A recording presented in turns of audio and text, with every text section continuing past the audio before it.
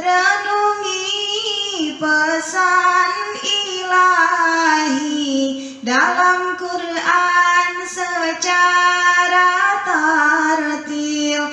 Bacalah pakai terjemah agar kau mendapat hikmah. Dukung dakwah Ismi dengan klik subscribe dan aktifkan tanda loncengnya. Dalam hal ini Ibu, saya buka pintu majelis ini, saya mau mengingatkan kepada ibu-ibu semua, ayo jangan remehkan buta huruf. Saya sangat mendukung Ibu, ilmu pengetahuan Al-Quran itu harus terus dikaji. Dulu ada metode Iqra, ada metode Qiraati. Yang terbaru ini ada metode Al-Barqi. Al-Barqi itu apa? Yang kilat. Barqi itu satu kata dengan barkun. Barkun itu adalah kilat. Jadi metode kilat ya, bersinar dengan cepat, artinya kita yang buta tersinari dengan cepat bisa mengenal huruf katanya ya, bisa mengenal huruf Al-Quran dengan cepat. Itu adalah tujuan pencapaian dari metode Al-Barqi. Semuanya bagus Ibu, semuanya bagus. Tahapan untuk ya'lamun al-kitab, untuk mengetahui isi dari kitab itu, pertama kita harus tahu hurufnya. Apa itu huruf hijaiyah yang pertama? Alif. Alif kalau garisnya di atas bunyinya apa? A. Kalau garisnya di bawah bunyinya apa? I. Dan kita harus tahu huruf lain. Kita harus tahu tahapan makhraj. Apa itu makhraj? Makhraj itu makanun khuruj. Jadi makharijul huruf adalah tempat-tempatnya keluar huruf. Makhraj itu adalah kampung halaman dari tiap huruf. Yang dari bibir, kampungnya di bibir itu huruf mim, apalagi fa dan lain sebagainya. Banyak ilmu yang masih harus dikaji. Kalau tahapan ilmu itu saja belum ditempuh, maka jangan ada yang berani mengutarakan pendapat. Bisa jadi pendapatnya hanya angan-angan atau cuman prasangka. Ya, karena apa? Dari huruf saja ada pembandingnya. Contohnya alif, ada pembandingnya ain, ya. Sama-sama di fathah, sama-sama digarisi atasnya. A, kalau alif jadi a, kalau ain jadi a. Ada orang yang tidak bisa membedakannya karena dia belum tahu ilmunya. Ada yang salah membedakannya karena dia lupa. Ada yang lupa itu diingatkannya ngeyel, ada yang lupa diingatkannya nurut. Itu beda-beda ya, beda-beda karakter dari manusia. Dampak dari tahapan ilmu berikutnya, setelah kita mengetahui antara A dengan A, ada satu kata yang akan ditempeli huruf, pembedanya hanya di alif. Yang satu alif, yang satu ain. Setelah huruf itu ada lam, ya, mim. Sama, yaitu kita bunyikan alim sama alim. Hurufnya beda. Kalau bunyinya disamakan sama dengan bohong.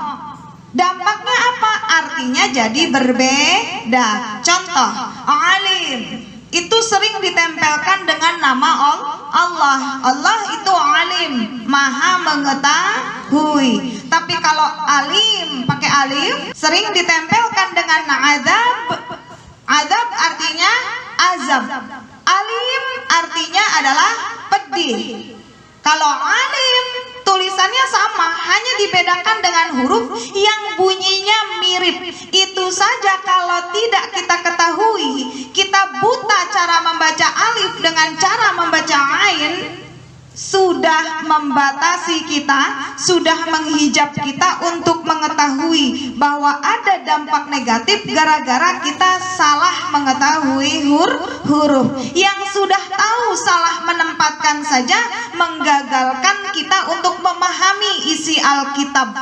Wajar yang tidak tahu huruf, tidak mau belajar juga, akhirnya dia tidak akan bisa mengetahui Alkitab. Nah, buat kita kaum Nabi Muhammad ada contoh yang terbaik dari Nabi Muhammad. Sama tidak mengenal huruf. Buat ibu-ibu yang dulunya sibuk bekerja di sawah, tidak sempat TPA, TPQ, ya, TKQ, ya. Sekarang mah orang tuanya itu tergambar TKQ marak. Zaman dulu TK aja nggak laku, ibu.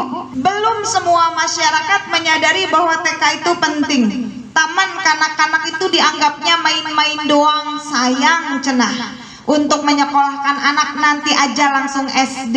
Sekarang sudah semarak TKK, TPK, ada lagi apa? TPA. Itu gambaran bahwa orang tua sudah semakin sadar bahwa buta huruf itu harus segera diberantas. Sepakat bahwa anak cucu kita, generasi kita harus jangan ada yang ummiyuna, tergolong orang yang buta huruf. Karena dampaknya akan menghijabnya menjadi orang yang tidak bisa mengetahui Alkitab, tidak bisa mengetahui isi dari sebuah buku yang berisi firman dari Allah. Sementara isi buku itu adalah pedoman untuk kehidupan kita. Jadi siapa yang ngomong Quran, ngebaca hurufnya saja tidak bisa, membedakan antara huruf alif dengan ain aja belum bisa, berani menyalahkan orang lain, bahkan berani menganggap dirinya benar, dia cuman sedang berangan-angan, cuman sedang menduga-duga. Ingat kata Nabi, iyyakum wadh-dhannah. Di antara kalian, khusus untuk kalian yang biasa berprasangka, innadh-dhanna, sesungguhnya prasangka itu akdzabul hadis, akdzabul yang paling bohong hadis, percakapan. Jadi percakapan yang paling bohong adalah berprasangka, baik yang diucapkan di kata-kata ataupun yang ada di pikiran, bahkan di dalam hati.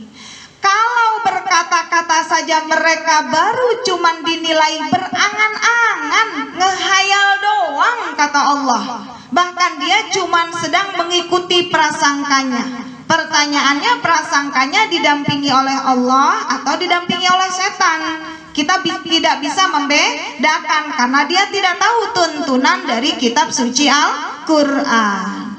Nah, kalau kata-katanya aja masih bernilai angan-angan, kata-katanya masih bernilai duga-dugaan, maka akan lebih salah lagi kalau mereka berani mengarang sebuah kitab. Lanjut di ayat 79-nya.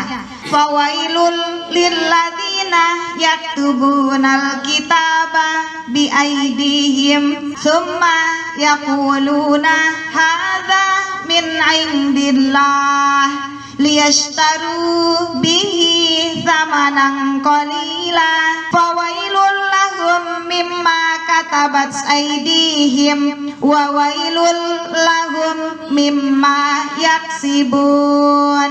Ini penegasan Ibu, orang yang buta huruf belum memahami Alkitab, kata-katanya aja masih dinilai angan-angan, lagi ngelindur, cuman lagi berprasangka, apalagi mereka berani menulis sebuah kitab, apalagi mereka berani merancang sebuah kitab.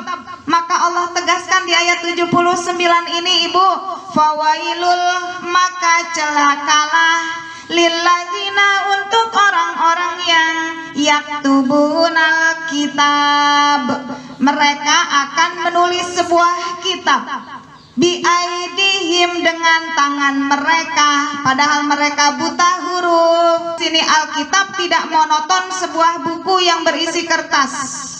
Tubuh kita ini adalah Alkitab. Lembar pertamanya adalah muka kita. Lembar pertamanya adalah muka kita yang berisi bibir kita, hidung kita, mata kita, aura wajah kita. Raut muka senang itu tergambar di muka, raut muka sedih itu tergambar di muka, raut kemarahan itu juga tergambar di muka. Maka muka adalah lembar pertama dari kitab kita. Wajah kita ini seperti kertas yang digoresi oleh tulisan. Siapapun yang melihat kita tanpa kita cerita, kalau kita berekspresi menggambarkan kesedihan, orang akan tahu kita lagi sedih, betul tidak? Tanpa melihat lembar yang berikutnya, cover kita itu adalah wajah kita. Lembar berikutnya itu ada di suara kita, pita suara kita. Jadi intinya Ibu, di hari kiamat itu kita itu akan dibagi bukan kitab yang lain Ibu. Ya tubuh kita lah yang akan menjadi kitab. Kita pernah menyantuni siapapun, itu ada di tulisan kita, ada di lembar berikutnya, entah di hati lembar keberapa, entah di pikiran kita lembar keberapa. Yang pasti wajah kita adalah cover kita, nama kita adalah identitas dari buku kita. Jadi ayo, siapapun di antara kita jangan ada yang berani mengarang bebas. Lihat di ayat 79 itu, maka akan celaka orang yang berani yaktubunal kitab, akan menulisi kitab padahal dia belum punya banyak ilmu, antar huruf saja belum terkuasai, dia berani bikin kitab sendiri. Nah, lalu ibu bagaimana? Buat ibu-ibu yang memang belum bisa menguasai banyak huruf, tapi kalau pernah mendengar bahwa hidup itu harus bismillah, udah jangan ngarang bebas. Jadi nanti di hari kiamat ibu siap-siap. Saya mah cuman menunggu waktu. Sambil saya menunggu waktu, saya ingin menemani ibu-ibu semua. Saya mau yang ada di dekat saya itu nanti pas dibagikan kitab wajahnya berseri-seri. Kenapa? Karena isinya bukan isi karangan, isinya memang jiplakan. Ayo sama-sama kita ngejiplak. Jiplak apa? Jiplaknya dari buku, dari firman-firman Allah. Kita nggak perlu deh belajar ba itu kenapa dikasroh dalam bismillah, kenapa ba itu punya peran apa di dalam bismillah, kenapa bismillah bukan bismullah, bukan bismallah. Nggak perlu kita belajar itu karena akan terlalu panjang, waktu kita nggak cukup, sudah tua kita. Hayo, jangan kita tiru yang di sini. Ayat ini menggambarkan teguran buat orang yang di sono, bahwa mereka-mereka yang buta huruf itu, kata-katanya hanya angan-angan dan hanya berprasangka, berpraduga itu, kalau mereka sudah berani menulis kitab bi aidihim dengan tangan mereka, semua kemudian setelah dia menulis, yakuluna, mereka akan mengatakan haza min indillah, haza ini buku min dari indillah, sisinya Allah, ini loh dari Allah, ini loh kata Allah, yang benar itu ini loh kata Allah. Tujuan dia liyashtaru bihi, li untuk yashtaru bihi, mereka akan membeli, menukar bihi dengannya, dengan buku karangannya itu, samanang qalila, samanang harga qalila yang kecil. Ya, seberapapun orang menghargai orang ceramah itu kecil ibu. Dalam hal ini saya ceramah, penceramah dimanapun mereka itu sedang menyoret-nyoreti buku lewat telinga, menyoret-nyoreti buku dari hambanya Allah yang nanti di hari kiamat akan dikembalikan ke perpustakaan. Mudah-mudahan saat dikoreksi oleh Allah termasuk yang harus diabadikan di dalam pustaka Firdaus, pustaka Adanin, pustaka Ma'wa, dan pustaka Jannatin tajri min tahtihal anhar. Amin ya rabbal alamin.